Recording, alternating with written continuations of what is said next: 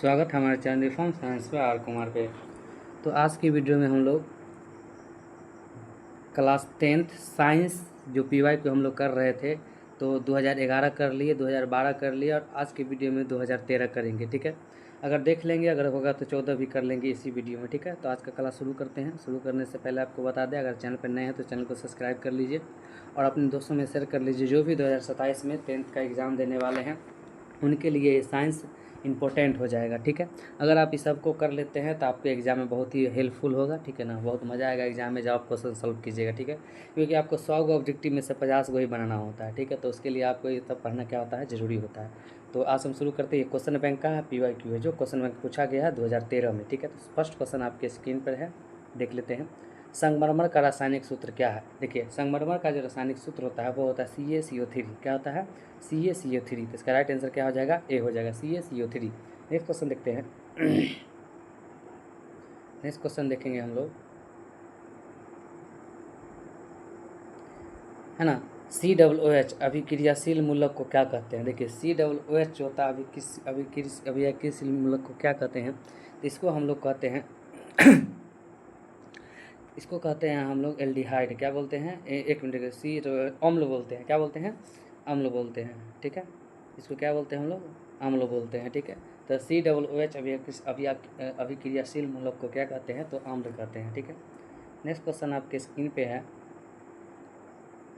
देखते रहिए आप लोग। प्रकाश संश्लेषण क्रिया में ऑक्सीजन बाहर निकलता है। देखिए, जब प्रकाश संश्लेषण क्रिया की होती है तो उसमें क्या होता है, ऑक्सीजन बाहर निकलता है। वो किससे बाहर निकलता है, ये आपसे क्वेश्चन पूछ रहा है। ठीक है ना, तो वो जो निकलता है आपको जल से निकलता है। किससे निकलता है? जल से ऑक्सीजन निकलता है। जल का सूत्र क्या होता है? H2O होता है। ठीक है, जल से निकलता है। नेक्स्ट क्वेश्चन देख लेते हैं। मैग्नीशियम पाया जाता है। देखिए, अगर मैग्नीशियम की बात कीजिएगा तो मैग्नीशियम जो पाया जाता है वो क्लोरोफिल में पाया जाता है। किस में पाया जाता है? क्लोरोफिल में पाया जाता है। ठीक है, क्लोरोफिल में पाया जाता है। ठीक है, चलिए नेक्स्ट क्वेश्चन देखेंगे। इंसुलिन की कमी से के कारण, है ना, इंसुलिन की कमी के कारण, है ना, जिस हमारे शरीर में इंसुलिन का कमी हो जाएगा तो कौन सा रोग होता है? तो उसको बोलते हैं इंसुलिन की कमी के कारण होता है मधुमेह रोग। कौन होता है? मधुमेह। कौन रोग होता है? मधुमेह। तो आपका राइट आंसर क्या हो जाएगा? बी हो जाएगा। ठीक है, घेगा रोग जो होता है वो आयोडीन की कमी से होता है। घेगा रोग किसकी कमी से होता है? आयोडीन की कमी से होता है। ठीक है, चलिए नेक्स्ट क्वेश्चन देखेंगे।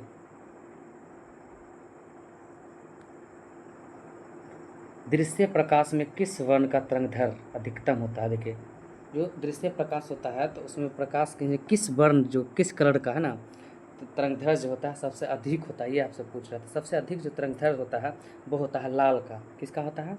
लाल का होता है। इसलिए क्या कहते हैं, ट्रेन में जो लाल सिग्नल होता है, ठीक है, लाल सिग्नल लाल का होता है, क्योंकि दूर से ड्राइवर को क्या होता है, पता चल जाता है। ठीक है, चलिए नेक्स्ट क्वेश्चन आपके स्क्रीन पर है। विद्युत शक्ति का ऐसा मात्रक क्या होता है? देखिए, विद्युत शक्ति का जो ऐसा मात्रक होता है वो होता है आपको वाट। क्या होता है? वाट होता है। विद्युत शक्ति का ऐसा मात्रक क्या होता है? वाट होता है। ठीक है, आप लोग कमेंट में बताइए कूलम्ब किसका मात्रक होता है। ठीक है, वोल्ट किसका मात्रक होता है। ठीक है, चलिए नेक्स्ट क्वेश्चन। विद्युत बल्ब का तंतु बना होता है, तो विद्युत बल्ब जो होता है उसका तंतु जो बना होता है वो बना होता है आपको टंगस्टन का। किसका बना होता है? टंगस्टन का बना होता है। किसका बना होता है? टंगस्टन का बना होता है। ठीक है, तो आप लोग कमेंट में बताइए लोहा का सूत्र क्या होता है। ठीक है, चलिए नेक्स्ट क्वेश्चन देख लेते हैं। नाभिकीय ऊर्जा प्राप्त करने हेतु आवश्यक है, तो नाभिकीय ऊर्जा जो होता है उसको हम प्राप्त करते हैं, वो इसमें से कौन आवश्यक है? हीलियम है कि क्रोमिनियम है कि यूरेनियम है कि एल्युमिनियम है? ठीक है, डी आंसर में डी में जो है ऑप्शन है एल्युमिनियम है। ठीक है, तो इसका जो राइट आंसर 9 का हो जाएगा। 9 का हो जाएगा आपको यूरेनियम। और नाभिकीय ऊर्जा में किसका प्रयोग करते हैं? यूरेनियम का उपयोग करते हैं। ठीक है, चलिए नेक्स्ट क्वेश्चन 10 नंबर देखेंगे। ग्लोबल वार्मिंग के लिए उत्तरदायी गैस है। ग्लोबल वार्मिंग होता है उसके लिए जो उत्तरदायी गैस होता है वो कौन होता है? आपसे क्वेश्चन पूछ रहा है। ठीक है, तो वो होता है CO2। क्या होता है? CO2। ठीक है, नेक्स्ट क्वेश्चन CO2 ही ना होगा? हाँ, चलिए ठीक है, नेक्स्ट क्वेश्चन देखिए। लिटमस विलियन बैगनी रजक, है ना, होता है जो निम्न में से किससे निकलता है? ये आपसे पूछा है कि लिटमस विलियन जो बैगनी रजक होता है ना, उस जो है निम्न में से किससे निकलता है? लाइकेन से निकलता है कि लाल पत्ता गोभी से निकलता है कि हल्दी से निकलता है? क्या ना कि पेटूनिया फूल से निकलता है, ये आपसे क्वेश्चन पूछ रहा है, तो वो लाइकेन से निकलता है। किससे निकलता है? लाइकेन से निकलता है, ठीक है। नेक्स्ट क्वेश्चन आपकी स्क्रीन पर है, जब सोडियम हाइड्रोक्साइड जिंक से अभिक्रिया करता है तो कौन सा उत्पाद बनाता है? जब सोडियम हाइड्रोक्साइड को है ना जिंक के साथ अभिक्रिया कराएंगे तो वो कौन सा उत्पाद बनेगा, ठीक है। तो ये अगर बात कीजिएगा आप 12 नंबर का जो हो जाएगा आंसर, तो 12 नंबर का जो आंसर हो जाएगा आपको, 12 नंबर का जो आंसर हो जाएगा आपको, 12 नंबर का जो आंसर हो जाएगा आपको बता दें इसमें कि Na2ZNO3 डी हो जाएगा। इसका राइट आंसर क्या हो जाएगा? डी हो जाएगा, ठीक है। तो यहाँ पे डी मार लेते हैं हम लोग, डी हो जाएगा राइट आंसर, डी हो जाएगा, ठीक है। Na2ZNO2 + H2O, ठीक है। चलिए नेक्स्ट क्वेश्चन देख लेते हैं, 13 नंबर। देखिए, किसी भी उदासीन विलयन का पीएच मान कितना होता है? तो किसी भी जो उदासीन विलयन होता है उसका पीएच मान होता है, आपको बता दें आपको कितना होता है? 7 होता है, ठीक है। 7 से जो कम होता है उसको अम्ल बोलते हैं, और 7 से जो बेसी होता है उसको क्या बोलते हैं हम लोग? क्षार बोलते हैं, ठीक है। तो आप कमेंट में बताइए कि रक्त का जो होता है ना वो क्षारीय होता है या अम्लीय होता है, ठीक है। ये कमेंट में बताइए आप लोग। चलिए नेक्स्ट क्वेश्चन देख लेते हैं आपकी स्क्रीन पे, बेकिंग सोडा का रासायनिक सूत्र क्या होता है? तो बेकिंग सोडा की जहाँ तक बात कीजिएगा आप लोग, तो बेकिंग सोडा का जो रासायनिक सूत्र होता है वो NaHCO3 होता है, ठीक है। NaHCO3 होता है, ठीक है। NaHCO3 होता है। नेक्स्ट क्वेश्चन, एक्वा रेजिया मिश्रण में HCl एवं HNO3 का अनुपात होता है। तो इसका जो अनुपात आपको पूछेगा तो इसका जो आंसर आप लोग याद कीजिए, आप लोग एक्वा रेजिया मिश्रण में HCl एवं HNO3 का जो अनुपात होता है वो कितना होता है, ये आपसे क्वेश्चन पूछ रहा है, ठीक है ना। तो 15 नंबर का जो आंसर हो जाएगा वो हो जाएगा 3:1, क्या हो जाएगा? 3:1, क्या हो जाएगा? 3:1 हो जाएगा। चलिए नेक्स्ट क्वेश्चन देखते हैं, द्विखंडन होता है, द्विखंडन विधि से जो जनन होता है वो किस में होता है? अमीबा में होता है कि पैरामीशियम में होता है कि लिस्मीनिया में होता है, इनमें से सभी में होता है, ये आपसे पूछ रहा है ना। तो 16 का जो राइट आंसर हो जाएगा सब में होता है, अमीबा में भी द्विखंड होता है, पैरामीशियम भी होता है, लिस्मीनिया में भी होता है, इनमें से सभी, तो डी हो जाएगा, ठीक है। राइट आंसर क्या हो जाएगा? डी हो जाएगा। नेक्स्ट क्वेश्चन आपके स्क्रीन पे, फूल में नर प्रजनन अंग होता है, तो फूल में जो नर प्रजनन अंग होता है वो क्या होता है, ये आपसे पूछ रहा है। पुंकेसर होगा कि अंडक होगा कि वर्तिकाग होगा कि वर्तिका होगा, ठीक है। तो 17 का जो राइट आंसर हो जाएगा आपको पुंकेसर, क्या हो जाएगा? पुंकेसर, ठीक है, पुंकेसर। 18 नंबर क्वेश्चन देखिए, अंडाणु निषेचित होता है ना। अंडाणु जो निषेचित होता है वो कहाँ? तो फिलिपियन नलिका में। कहाँ होता है? फिलिपियन नलिका में। अंडाणु निषेचित कहाँ होता है? फिलिपियन नलिका में। तो 18 का राइट आंसर क्या हो जाएगा? क्या हो जाएगा राइट आंसर? फिलिपियन नलिका में, ठीक है। 19 नंबर क्वेश्चन देखते हैं, अवतल लेंस का आवर्धन m बराबर होता है। तो अवतल लेंस का जो आवर्धन m होता है वो किसके बराबर होता है, ये क्वेश्चन पूछ रहा है आपसे, ठीक है। तो वो होता है आपको v/u। क्या होता है? m बराबर क्या होता है? v/u, v/u आप याद कर लिए होंगे, ये पढ़ाए हैं हम लोग क्लास में बेहतरीन तरीके से, ठीक है। तो अभी तो हम लोग क्लास नहीं कर रहे हैं इस पर, हम लोग क्लास भी लेकर आएंगे, लेकिन अभी इस यही था, आप क्या कीजिए, तैयारी कीजिए मेरे साथ जुड़ के, ठीक है। चैनल पर नए, चैनल को सब्सक्राइब कीजिए। इसका 19 क्वेश्चन हम लोग स्कैन कर पाए थे, क्योंकि एक क्वेश्चन था इसलिए स्कैन नहीं किए। अब हम 2013 का मेरा क्या हो गया है? ख़त्म हो गया। 2013 का क्या हो गया है? 2013 का जो था वो क्या हो गया है? 2013 का क्या हो गया? ये ख़त्म हो गया। अब हम शुरू करेंगे 2014 का। इसी क्लास में हम लोग 2014 का भी देख लेते हैं, ठीक है। ताकि आपका क्या हो जाएगा, बेहतरीन तरीके से तैयारी होता रहेगा, ठीक है। तो चलिए 2014 का हम लोग शुरू करते हैं। फर्स्ट क्वेश्चन आपके स्क्रीन पे आ रहा है, अभी देख लीजिए। चलिए देखिए 2014 का अब देखिए आ गया ना। तो फर्स्ट क्वेश्चन आपकी स्क्रीन पे कह रहा है कि विद्युत चुंबक बनाने के लिए प्रायः किस पदार्थ के छड़ का उपयोग किया जाता है। तो विद्युत चुंबक जब हम लोग बनाते हैं तो प्रायः किस पदार्थ के छड़ का उपयोग करते हैं। तो 14 का जो आंसर राइट आंसर जो हो जाएगा आपका पहला हो जाएगा, नरम लोहा का प्रयोग करते हैं। किसका करते हैं? नरम लोहा का प्रयोग करते हैं, ठीक है। चलिए नेक्स्ट क्वेश्चन देखते हैं हम लोग। 2 नंबर क्वेश्चन देखिए, 2014 का पहला देख लीजिए। हमारे घर में जो विद्युत आपूर्ति की जाती है वह है ना 120 वोल्ट दिश धारा होती है, या 12 वोल्ट दिश धारा होती है, 120 प्रत्यावर्ती धारा होती है, 12 वोल्ट प्रत्यावर्ती धारा होता है ना। तो इसका जो राइट आंसर हो जाएगा आपको, वो हो जाएगा आपको 120 वोल्ट प्रत्यावर्ती धारा, 120 वोल्ट प्रत्यावर्ती धारा, 120 वोल्ट प्रत्यावर्ती धारा, ठीक है। चलिए नेक्स्ट क्वेश्चन देखेंगे, 3 नंबर।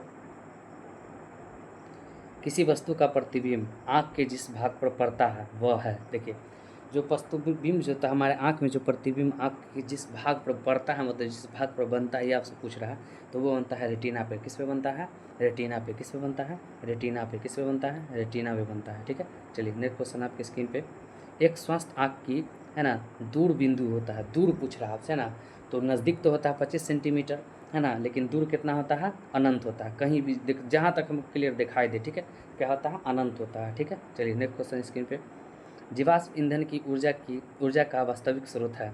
जीवाश्म ईंधन होता है, उसका ऊर्जा का जो वास्तविक स्रोत होता है वो क्या होता है? नाभिकीय संलयन होता है, या चंद्रमा होता है, या सूर्य होता है, या इनमें से कोई नहीं होता है? तो 5 का जो आंसर हो जाएगा, इनमें से कोई नहीं। 5 का क्या हो जाएगा? इनमें से कोई नहीं। ठीक है, चलिए जो आंसर अगर गलत होगा तो आप लोग कमेंट में बताइएगा। ठीक है, क्योंकि याद कितना रखेगा आदमी। ठीक है, चलिए 6 नंबर क्वेश्चन देखिए। विद्युत चुंबकीय प्रेरक की खोज किसने की थी? तो विद्युत चुंबकीय जो प्रेरक था, इसका खोज पूछ रहा है आपसे ना, तो उसका जो खोज किया था आपको हम बता दें, इसमें हो जाए फैराडे ने। कौन किया था? फैराडे ने। कौन किया था? फैराडे ने। कौन किया था? फैराडे ने। चलिए नेक्स्ट क्वेश्चन देखते हैं। 7 नंबर क्वेश्चन है।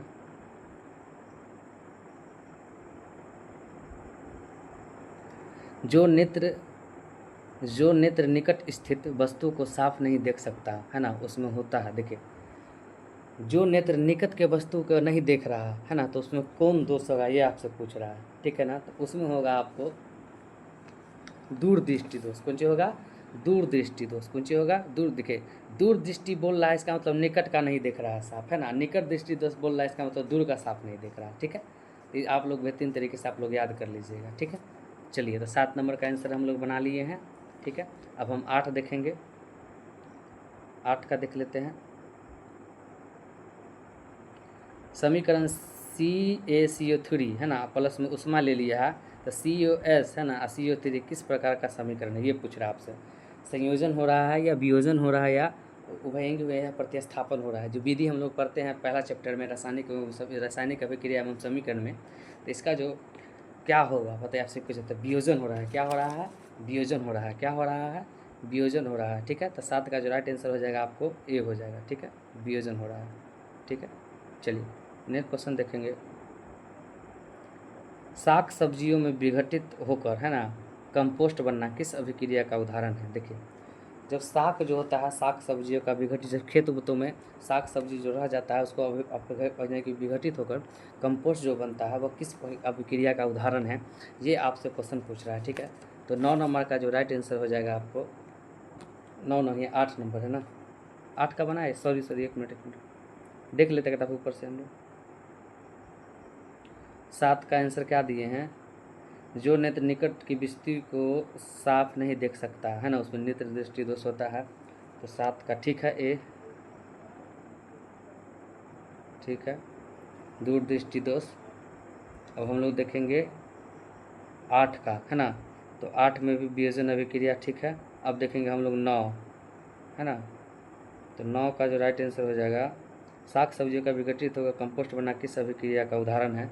तो 9 का जो राइट आंसर हो जाएगा आपको, वो हो जाएगा ऊष्माक्षेपी अभिक्रिया। कौन सा अभिक्रिया? ऊष्माक्षेपी अभिक्रिया। कौन सा अभिक्रिया? ऊष्माक्षेपी अभिक्रिया। चलिए 10 नंबर क्वेश्चन देखते हैं। निम्नलिखित में से कौन सा विजातीय यौगिक है? देखिए, निम्नलिखित में से कौन सा विजातीय यौगिक आपसे पूछ रहा है ना, तो विजातीय यौगिक जो हो जाएगा 10 का, वो हो जाएगा आपको संगमरमर। क्या हो जाएगा? संगमरमर नहीं, 10 का संग प्लास्टर ऑफ पेरिस हो जाएगा। विजातीय क्या होगा? Plaster of Paris. विजातीय क्या हो जाएगा? प्लास्टर ऑफ पेरिस हो जाएगा। ठीक है, विजातीय क्या हो जाएगा? प्लास्टर ऑफ पेरिस हो जाएगा। प्लास्टर ऑफ पेरिस हो जाएगा। प्लास्टर ऑफ पेरिस हो जाएगा। ठीक है, चलिए नेक्स्ट क्वेश्चन देखते हैं हम लोग। 10 हो गया, 9 भी हो गया ना। अब 11 नंबर क्वेश्चन देखेंगे स्क्रीन पर आपके।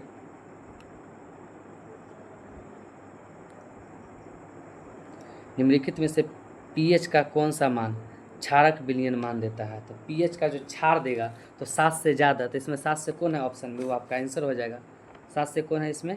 13। 13 क्या आ जाएगा इसमें आंसर हो जाएगा। 7 से बेसी रहेगा 8, 9, 10, 11, 12, 13, 14, तो टोटल क्या हो जाता है? क्षार हो जाता है। ठीक है, इधर रहेगा 1 से 7, 7 1 से 6 तक रहेगा तो कौन सी हो जाएगा आपको, यानी कि क्या बोलते हैं उसको, अम्ल बोल जाएंगे। ठीक है, अब बीच में जो रहेगा 7, उसको क्या बोलते हैं? उदासीन बोलते हैं। ठीक है, चलिए नेक्स्ट क्वेश्चन देखेंगे। कमरे कौन सा अधातु कमरे के तापमान द्रव अवस्था में होता है? तो अधातु आपसे पूछ रहा है, तो 12 नंबर का जो आंसर हो जाएगा, अधातु पूछ रहा है आपसे तो हो जाएगा ब्रोमीन। ठीक है, धातु पूछता था क्या बोलते हैं? पारा। ठीक है, चलिए ब्रोमीन। नेक्स्ट क्वेश्चन देखेंगे। सीसा और टीन मिश्र धातु को कहते हैं। तो सीसा और टीन मिश्र धातु को क्या कहते हैं आपसे क्वेश्चन पूछ रहा है। ठीक है ना, तो सीसा और टीन को क्या कहते हैं हम लोग? सोल्डर करते हैं। क्या करते हैं हम लोग? सोल्डर कहते हैं, सोल्डिंग करने वाला सोल्डर। नेक्स्ट क्वेश्चन, ऑक्सीजन के दो परमाणुओं के बीच कितने आबंध होते हैं? तो ऑक्सीजन के जो दो परमाणुओं के बीच आबंध पूछ रहा है, तो आबंध जो होता है आपको वो हो जाता है आपको 2। कितना आबंध होता है? 2 आबंध होता है। ठीक है, चलिए 15 नंबर क्वेश्चन देखते हैं। निम्नांकित में से किसे आप उपभोक्ता के श्रेणी में रखेंगे? तो उपभोक्ता की श्रेणी में किसको रखेंगे? ठीक है, बताइए। हरे पौधों के वर्ग के निर सवाल को रखेंगे, जंगली जानवर को रखेंगे, जंगली जानवर को रखेंगे, या फूल या पत्ती को रखेंगे? तो 15 का जो राइट आंसर हो जाएगा आपको जंगली जानवर को उपभोक्ता की श्रेणी में रखेंगे हम लोग। ठीक है, चलिए 16 नंबर क्वेश्चन देखते हैं।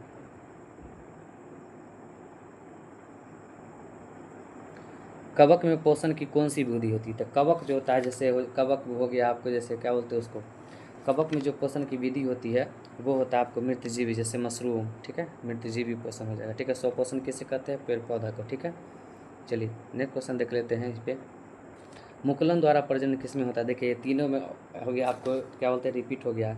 तो मुकुलन द्वारा जो प्रजनन होता है वो होता है आपको किस में हो जाएगा? इसमें ईस्ट में। किस में हो जाएगा? ईस्ट में हो जाएगा। अमीबा में कैसा होता है? द्विखंडन। ठीक है, चलिए विखंडन या द्विखंडन। ठीक है, 18 नंबर क्वेश्चन देखिए।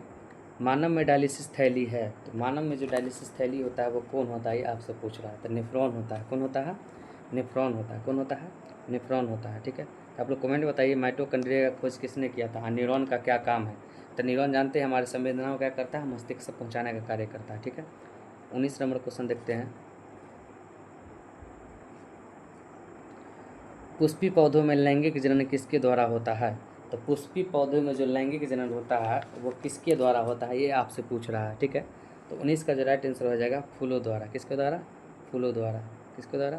फूलों द्वारा। ठीक है, चलिए नेक्स्ट क्वेश्चन। निम्न में से कौन सा एक जैविक प्रक्रम द्वारा अपघटित होने वाले पदार्थ है? तो जैविक प्रक्रम द्वारा जो अपघटित होने वाले पदार्थ है वो कौन है? ये आपसे पूछ रहा है ना। तो क्या हो जाएगा? Polythene gas. कौन सा होगा? Polythene gas. ठीक है, देखिए आपका ये क्लास यहीं पे स्टार्ट होता है। बाकी बात हम लोग 2011 से लेकर 2014 तक जो ऑब्जेक्टिव पूछता था, जिस हिसाब से पूछता था उसको हम लोग 20-20 क्वेश्चन करके कर लिए। ठीक है, नेक्स्ट वीडियो में हम लोग 2015 का करेंगे, उसके बाद 16 का करेंगे, उसी प्रकार से 2026 तक चलेंगे। ठीक है, और एक कंबाइंड वीडियो भी लाएंगे, बेहतरीन तरीके से सबका रिवीजन हो जाएगा। साइंस में कोई दिक्कत नहीं होगा आपको, इससे जुड़ के आप लोग पढ़िए। चैनल पर नए तो चैनल को सब्सक्राइब कर लीजिए और अपने दोस्तों में शेयर कर लीजिए, ताकि जो भी तैयारी कर रहे हैं उनको ये हेल्पफुल हो जाएगा। ठीक है, आप टेलीग्राम से जुड़ सकते हैं reform science by R Kumar, और फेसबुक इंस्टा से भी जुड़ सकते हैं reform science by R Kumar. Channel को सब्सक्राइब करना ना भूलें और बेल आइकन को दबाना ना भूलें। Thank you.